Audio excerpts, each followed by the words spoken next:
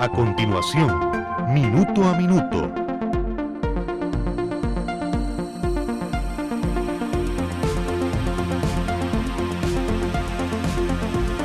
Cuando el instante no basta, el análisis se encuentra con la realidad. Esto es Minuto a Minuto, más allá de la noticia, por Radio Monumental.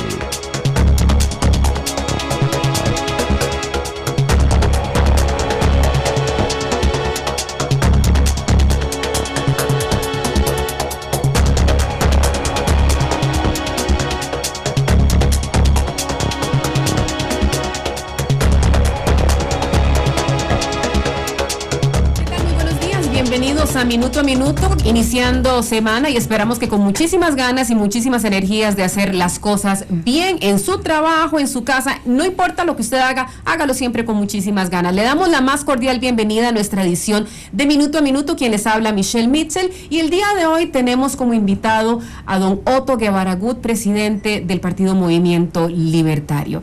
Para arrancar, comentarles que el año 2011 marcó el inicio de una serie de investigaciones que, por cierto, retoma hoy una comisión legislativa en la Asamblea sobre presuntas irregularidades en el financiamiento de la campaña del Movimiento Libertario. En primer lugar, se estaba investigando el origen de 300 millones de colones girados a empresas, según se ha informado, del señor Guevara Gut por parte de prestamistas privados. Y en segundo lugar, la acusación que presentó el secretario de capacitación del partido, don Carlos Solano, quien habría dicho que se cobró al Tribunal Supremo de Elecciones aproximadamente 210 millones de colones en deuda política por sesiones de capacitación que nunca se hicieron y que fueron justificadas con la recolección masiva de firmas. Ante todos estos hechos que han estado trascendiendo desde hace aproximadamente un año, don Otto, ¿qué diríamos? El tema de la transparencia finalmente le está quedando grande al Movimiento Libertario, porque no solamente es una comisión legislativa la que lo investiga, también el Ministerio Público tiene el caso. Buenos días y bienvenido. Buenos días, doña Michelle, y muchas gracias por la invitación a compartir con usted este espacio. Una pequeña corrección a la pregunta que usted plantea. La investigación en el tema de la legitimación de capitales es de más de 2 años. O sea, no es de un año, es de hace 2 años.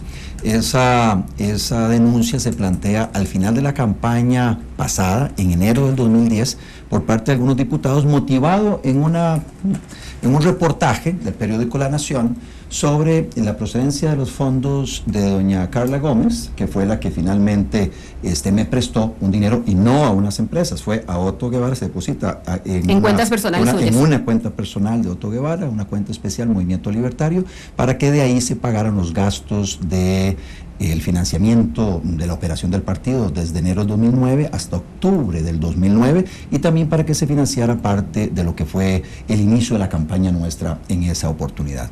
Nosotros tomamos la decisión de hacer un arranque temprano de la campaña. En aquella época, no sé si usted se acuerda, Michelle, prácticamente ningún analista político hablaba de la viabilidad del Movimiento Libertario. O sea, el Movimiento Libertario decían, sacará si acaso 3 diputados. Nosotros decidimos retar esa opinión de los expertos, y entonces decidimos invertir en nuestra campaña para posicionar al partido. Para eso había que conseguir recursos, Michelle. Entonces fuimos a los bancos dijeron no le podemos prestar plata, y entonces hablamos con varias personas que prestan dinero, y entonces finalmente se materializó eso mediante unas operaciones de crédito con doña Carla Gómez, que garantizado con unas propiedades, sí, de unas empresas mías, para que consiguiéramos esos fondos y de ahí se pagaran los gastos de operación del partido y esos gastos iniciales de la campaña. Todas las platas, casi que el 95% de los ingresos que me son entregados o desembolsados a mí, proviene de cheques del Sistema Financiero Nacional, del Banco La FICE. Y entonces, no es efectivo sobre efectivo. No es un maletinazo ni nada. Estamos hablando de cheques que han pasado por el Sistema Financiero Nacional, del Banco La FICE, de cuentas de don Cristian Arguedas, quien era el subtesorero y abogado también mío, y es abogado de doña Carla Gómez, y él le sugiere a doña Carla Gómez que de un vencimiento de una hipoteca que ella tenía, que esa plata me la prestara a mí, no barata, me la está prestando prácticamente entre una cosa y otra el 25% anual. Un poquito más caro que un banco, bastante más caro que un banco. Bastante más caro que un banco. Y este es un tema que luego vamos a conversar, porque Liberación Nacional tiene acceso a financiamiento del Banco de Costa Rica con tasas de interés muy bajas, mientras que otros tenemos que recurrir al financiamiento de prestamistas con tasas de interés más altas. Antes de irnos a ese tema, está por un lado el dinero de esta señora Carla Gómez, quien entiendo es una educadora, y precisamente ella fue la que no es cierto, dio los 300 millones de colones. Bueno, al margen de cuál sea la actividad o su ocupación, un poco la investigación era de a dónde salían esos dineros. Pero por otro lado, y esa es la segunda parte de la investigación, otro tema es lo que Carlos Solano, el secretario de capacitación del partido, ha dicho, y es que se cobraron 210 millones de colones por sesiones de capacitación que nunca se dieron, don Otto. Nuevamente aquí replanteo el tema. Estos dos casos, los de los 300 millones de colones que dio la señora Gómez, y por otro lado los 210 millones de colones de capacitación, no están finalmente cuestionando la transparencia en el manejo de los recursos del movimiento libertario. Volviendo al tema, Michelle, de nada más, tal vez si me contesta primero la parte de la transparencia. Es que realmente está ligado a eso. En el caso del dinero para financiar la campaña, es clarísimo. Varios periodistas me lo han preguntado. ¿Usted, don Otto, de dónde sacó el dinero? Muy sencillo. Aquí están las hipotecas, yo se lo pedí prestado a una persona tal. ¿Y de dónde sacó el dinero esa persona? Bueno, pregúntenle a esa persona. O sea, los cheques vinieron a través de una cuenta del Sistema Financiero Nacional. Esa persona ya ha dado explicaciones en la comisión de investigación, en los partidos políticos, diciendo que se dedica a actividades comerciales desde hace más de 10 años. Por salud y por credibilidad, don Otto, usted también consulta de a dónde viene el origen de los fondos de sus financistas. Pero por supuesto, o sea, yo le pregunto a don Cristian Arguedas, persona de gran confianza mía, era el subtesorero de la campaña, más abogado mío. Yo le pregunto, Cristian, ¿y quién es Carla? Yo no conocía a Carla Gómez. ¿Y quién es Carla Gómez? Es clienta mía desde hace ya muchos años. Y bueno, y está dedicada a actividades comerciales y ilícitas, etcétera. Sí, toda la vida se está dedicada a esto y lo otro. Bueno, perfecto, entonces démosle viaje. Aquí están mis hipotecas, desde las garantías, y ella, a través de Cristian Arguedas, autoriza los desembolsos. Entonces, volviendo al tema de la transparencia, totalmente transparente, todo en escrituras públicas incluso. Bueno, esa parte. Y en cuanto a lo de las capacitaciones. En cuanto a las capacitaciones, usted lo que tiene es una persona, Carlos Solano, que efectivamente estaba con la función de documentar las diferentes capacitaciones que el partido venía realizando hace muchísimo tiempo. Durante 2 o 3 años estuvieron dando capacitaciones por todo el país. Él entra a ser secretario de capacitación, creo yo que en junio del 2009, si mal no me acuerdo, más o menos en esa época, sustituyendo a don José Manuel Bustos, que era el encargado de esa secretaría anteriormente. Y bueno, se le da la instrucción de que todas las capacitaciones, todas las sesiones de capacitación tenían que ser documentadas. Inclusive hay un correo electrónico mío de agosto del 2008 dirigido al anterior secretario de capacitación, al tesorero y al contador, sobre cuál es la forma en que debían documentarse todas las capacitaciones, y todo obviamente siguiendo un protocolo de transparencia, de veracidad, de hacer las cosas como Dios manda, en forma correcta. Bueno, lo que nos damos cuenta es que en la campaña, inclusive la siguiente instrucción verbal mía que se da sobre el tema de capacitaciones es en septiembre del 2009, cuando digo, no se da más capacitación ideológica. La capacitación que hay que dar es una capacitación ya electoral. Hasta ahí estamos bien. Resulta que en la liquidación que se hace en marzo del 2010, cuando hay que juntar todos los papeles y presentárselos al Tribunal Supremo de Elecciones, resulta que en ese momento don Carlos Solano presenta al Departamento de Contabilidad, bueno, una gran cantidad de documentos que supuestamente justifican las capacitaciones. Firmas, específicamente firmas de participantes. Habían los listados de las firmas, porque eso es un requisito que nos pide el Tribunal Supremo de Elecciones, quienes asisten a una capacitación, y luego se presentan, o él presenta más o menos 100 y pico, casi 200 capacitaciones. No sabíamos nosotros, por lo menos por lo que yo he conversado había conversado con el tesorero nuestro y con el contador, que la información que don Carlos Solano le había pasado al Departamento de Contabilidad no obedecía a la realidad. ¿Descontrol en ese caso dentro de las finanzas? Hubo descontrol tal vez en el seguimiento de la documentación que se tenía que ir haciendo, tal vez semana a semana, se dejó todo para el final, y en el corre-corre de que había que juntar toda la documentación y pasársela al CPA, un auditor, un contador público autorizado, que es el que tiene que validar los gastos del partido, se le presenta toda esa información, pero inclusive, doña Michelle, hay un hecho muy importante acá. los 212 millones de colones a los que se refieren estas capacitaciones fueron cancelados, entre comillas, y meto ese entrecomillado allá, con bonos de deuda política clase E. En un momento en que ya se sabía que esos bonos no tenían ningún contenido, como incluso lo reconoce el Tribunal Supremo de Elecciones. Esos bonos que se entregaron para cancelar esas capacitaciones no tenían contenido económico. Pero al margen de que no tuvieran contenido económico, don Otto, allí tal vez es relevante desde el punto de vista de que tal vez dineros públicos del Estado no llegaron a financiar actividades que no se dieron. Sí. Sin embargo, un hecho que es importante es el hecho de que se recogieron firmas en actividades masivas de personas que ni siquiera acudieron a esos. El caso de un periodista que dice, yo firmé, pero no estuve allí. Sí, tal vez don pero Otto, eso, él lo hizo por su lado. Él lo hizo, nunca recibió una instrucción. Lo hizo por su lado, pero lo hace a nombre del movimiento libertario. Y esto me lleva a mi próxima pregunta, don Otto. Sí. ¿Va a poder sobrevivir el movimiento libertario a los cuestionamientos que de manera reiterada se han venido haciendo, me corrige usted, desde hace 2 años? Nuevamente, estamos hablando... Cuando usted los desagrega, Michelle, y entonces vemos... Pero va a sobrevivir el movimiento libertario esos cuestionamientos. Pero estamos hoy más fuertes que nunca, Michelle. ¿Con base qué dice eso? Estamos hoy más fuertes que nunca, basado en la cantidad de personas que se han ido acercando al partido a lo largo de estos últimos 2 años. Primero para la participación en las alcaldías, que fue hace 1 año, hay una participación masiva en diferentes cantones del país, y luego el acercamiento también de mucha dirigencia que estuvo en otros partidos o personas que nunca habían participado en política que se están acercando a nuestro partido a nivel de todos los cantones.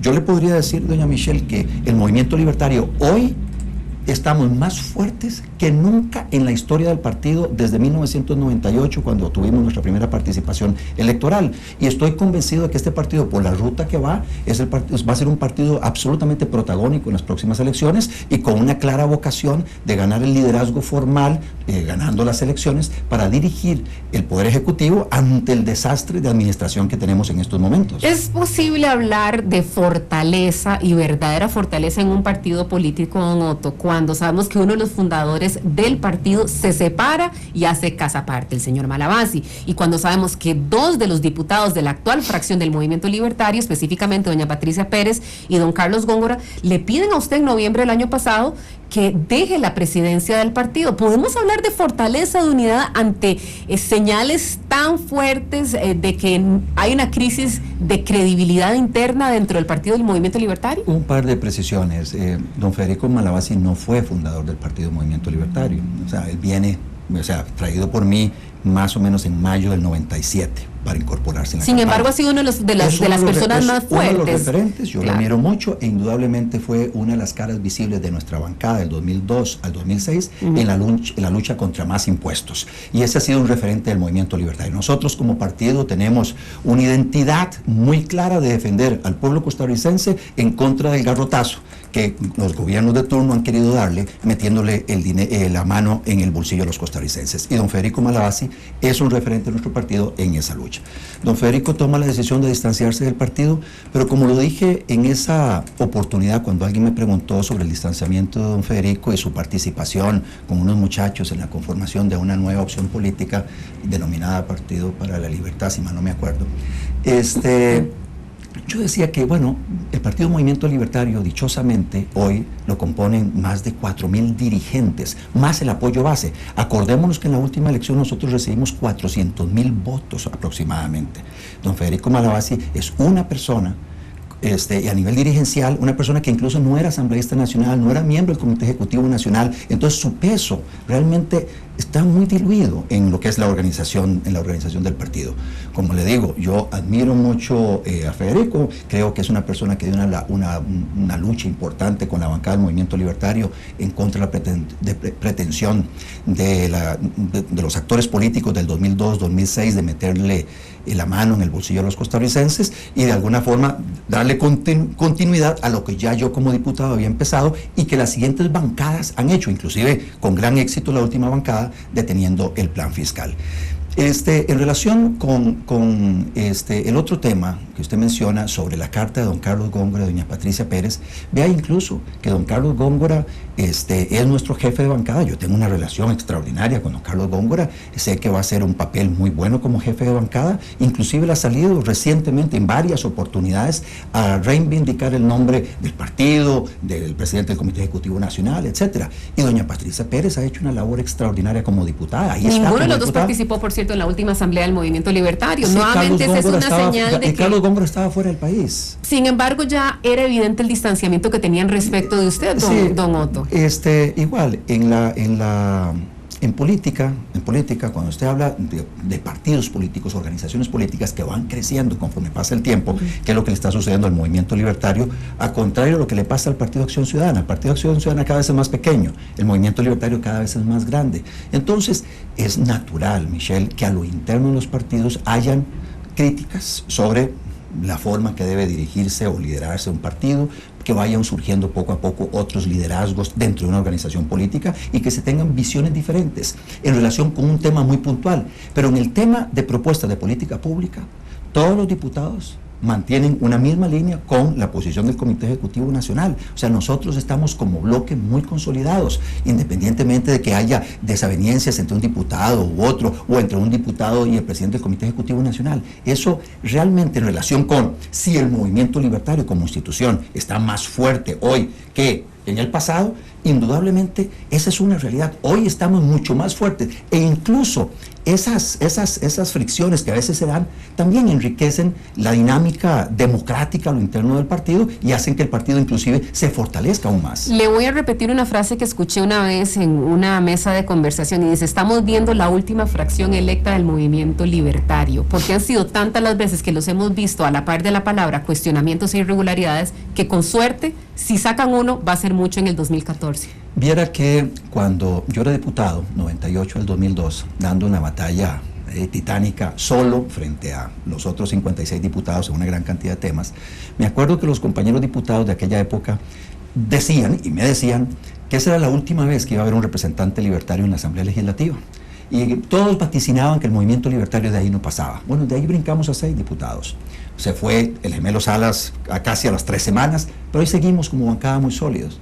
Luego decían que no era posible que nosotros pudiéramos tener ningún chance de hacer nada en la siguiente campaña electoral a nivel presidencial, y nosotros logramos sacar el 8% de los votos. Luego decían que nosotros teníamos un techo, que nosotros nunca íbamos a pasar del 8%. Es más, inclusive recuerdo algunas palabras de don Constantino Urcullo, a quien también admiro muchísimo, en junio-julio del 2009. Cuando los analistas políticos de este país decían, habían terminado, acuérdese Michelle, la convención interna en el PAC y la convención interna en Liberación Nacional. Ellos habían dicho, la siguiente elección es entre Otón y Laura. Es entre ellos dos, no hay ningún chance de nada. Y alguien le preguntaba, ¿y el libertario qué? Mire, si don Otto Guevara va encabezando San José, a lo mejor sacan 3 diputados. Y creo que fue don Constantino Urcullo, que incluso creo que lo puso por escrito. Bueno, resulta que la campaña la protagonizamos, el Partido de Liberación Nacional con Laura Chinchilla como candidata y el Movimiento Libertario con Otto Guevara como candidato. Es hasta el puro final que emerge el Partido de Acción Ciudadana, pero se viene del 40% al 24%. Nosotros pasamos del 8% al 21%. ¿Podrá suceder eso nuevamente en el 2014, don Otto, o le dará usted espacio a esos nuevos liderazgos de los que hablaba? ¿Será Otto Guevara nuevamente la cara del movimiento libertario? ¿Será nuevamente candidato por su partido o dará espacio a que venga sangre nueva? Eso es algo muy prematuro para definirlo, o sea, quién va a ser el candidato. Digo, estamos a 2 años. Pero usted menciona algo en la pregunta de si Otto Guevara permitirá que haya nuevos liderazgos. Por lo menos eso es lo que espero. Usando la frase que usted mismo dijo, ¿verdad? Sí, no, es que lo pone como si yo tuviera la llave para decidir si alguien o no desarrolla un liderazgo, y eso no es correcto, Michelle, en el sentido de que las personas, y ahorita viene un proceso cantonal, el 3 de febrero entrante vamos a tener nosotros nuestras elecciones para renovar toda la estructura del partido, elecciones cantonales en los 81 cantones, y entonces aquella persona que considere que quiera asumir un liderazgo en el partido, tiene la vía abierta. O sea, yo soy liberal y un demócrata convencido como nadie, y creo en que los liderazgos se van construyendo a partir de las decisiones de una persona que toma la decisión de tomar la TEA y dar ese paso adelante y decir, sí, yo voy a liderar un movimiento dentro del movimiento libertario para renovar estructuras o lo que fuera. el camino está absolutamente abierto a quien quiera ejercer ese liderazgo. Pero usted en este momento está considerándolo, don Otto, ¿sí o no? Estamos invitando inclusive, Michelle, a personas que hoy no militan con el movimiento libertario que se acerquen. De hecho, inclusive estamos reformando los estatutos para que quien se acerque al movimiento libertario tenga claro cuál es la identidad del partido. Entiendo lo de la invitación, pero en este momento usted está considerando la posibilidad de relanzarse nuevamente como precandidato. No estoy en el proceso de consideración, o sea, no estoy en ese proceso de deshojando margaritas, si sí o si no. O sea, estoy en estos momentos abocado al fortalecimiento partidario e institucional. El tema para tomar una decisión sobre si participo o no en el siguiente proceso electoral es un tema que me tomaré hacia final del año. ¿La investigación del Ministerio Público tendrá peso en la decisión que usted tome finalmente? No, porque yo estoy muy claro de que tengo la conciencia absolutamente tranquila. Como le dije, el financiamiento que yo recibo viene de cuentas corrientes del sistema financiero nacional. No hubo ningún financiamiento anómalo, entonces realmente eso tiene que concluir cuando tenga que concluir, pero yo estoy convencido de que no va a salir absolutamente nada porque yo no participé en ningún esquema de lavado de dinero, legitimación de capitales. Don Otto, su partido y particularmente usted defendió fuertemente el tema, la tesis de la seguridad ciudadana durante la campaña. Ahora cuando vamos saliendo del trance, sería mucho decir, cuando la Sala Cuarta declara inconstitucional el plan fiscal, queda espacio para empezar a hablar de otros temas. ¿Cuál otro tema es el que usted considera crítico que se tenga que empezar a discutir de cara a los 2 años que le quedan a esta administración? Esto como cierre. Sí, es muy importante. A partir del 1 de mayo inicia la tercera legislatura, el tercer año de esta administración. Hay una gran posibilidad, y yo espero que así sea, que el 1 de mayo don Danilo Cubero sea elegido presidente del directorio, y de inmediato, mi opinión es que la presidencia del directorio debe tenderle un puente de inmediato al Poder Ejecutivo y a las otras fuerzas políticas representadas en la Asamblea Legislativa y a otros actores sociales no representados en la Asamblea Legislativa. ¿Con qué temas, don Otto, específicamente? Con el tema de la crisis fiscal. Es un tema, ¿cómo vamos a enfrentar el tema del desequilibrio en las finanzas públicas cuando vemos muy claramente que en recolección de impuestos no se está haciendo la labor? Vemos que incluso el exministro de Hacienda, un acto absoluto de hipocresía absoluta, llega y hablaba de meterle más impuestos a la gente, pero él ni siquiera estaba pagando lo que le correspondía y parece involucrado en una sociedad con su esposa en lo que pareciera ser un esquema para defraudar al fisco. Entonces el tema del desequilibrio de las finanzas públicas debe ser uno de los temas. El otro es, Michelle, cómo generar más empleo, más actividad económica, cómo lograr que la gente pueda tener más ingresos para vivir mejor. Y la última pregunta, don Otto, ya para terminar, y tal vez si me conteste en un minuto. ¿Estuvo usted insistiendo en que Danilo Cubero fuera el próximo presidente del directorio legislativo? ¿En algún momento usted pensó este impulso, esta decisión mía de llegar a impulsar a Danilo Cubero, puso en peligro en algún momento a la alianza, puso en peligro en algún momento el hecho de que se mantuviera la cohesión de ese grupo que ahorita lo que los une más que la figura de don Danilo Cubero en realidad ha sido el traspié que ha tenido el tema del plan fiscal? Sí, realmente no es correcto que Otto Guevara es el que haya impulsado a Danilo Cubero.